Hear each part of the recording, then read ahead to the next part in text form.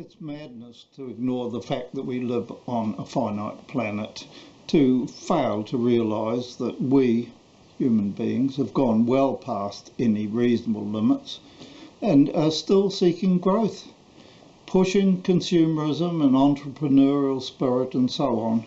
Completely mad. However, what is the definition of sanity? Sanity, fitting into society. Society really defines what is sane and what is mad.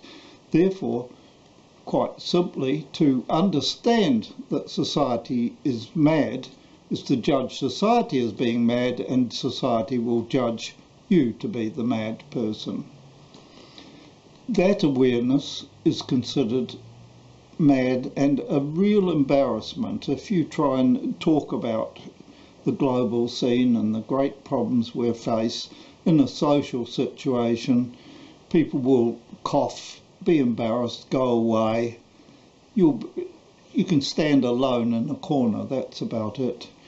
But however, these problems have to be faced. We shouldn't run away from them, they do exist. So the first thing that is needed, if you become aware, if you become concerned, is to gain support in a group.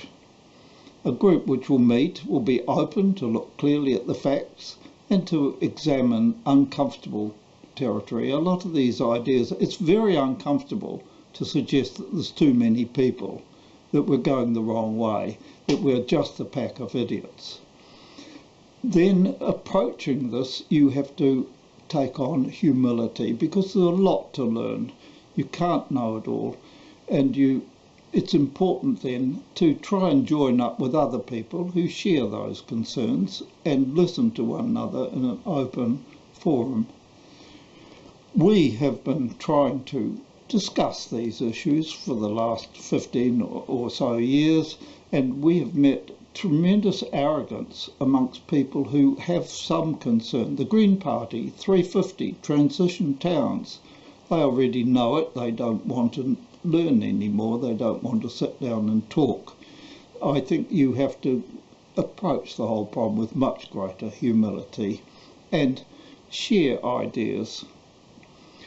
It's important then, when you're doing this, to not form a political party. I was in the Green movement way back when there was talk of whether or not to form a political party, and it was decided after some debate to do so. But the problem with a political party is that the party then tries to be accepted, tries to get the votes, and there's a whole set of processes follow on. If anybody gets in as an MP, they want to get back in again as MP, and they can't say something that will make them look foolish.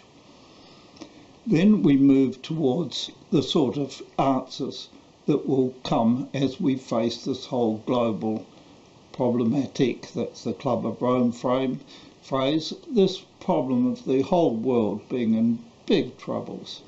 Now, some of the answers are pretty easy. Caring and sharing, very obvious. You've just got to get cracking and do them. But there are some very, very difficult issues which have to be faced as you look through it.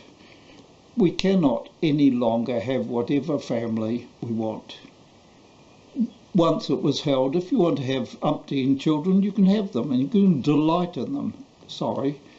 Now there are too many people, there has to be that reduction. A lot of jobs have to go. Tourism, for example, has to be severely, sharply reduced if we're going to be concerned about the problem of climate change, for example. So there's this dependence of many jobs on continuing this crazy path is one of the reasons why there's a great deal of talk but not adequate action. And the idea is that there should be adequate action and face up the fact that New Zealand would be a lifeboat in an overcrowded world. So the aim must be to face the future with your eyes wide open, to take the risk of becoming shunned with little career prospects. It seemed worthwhile to me, and it still does.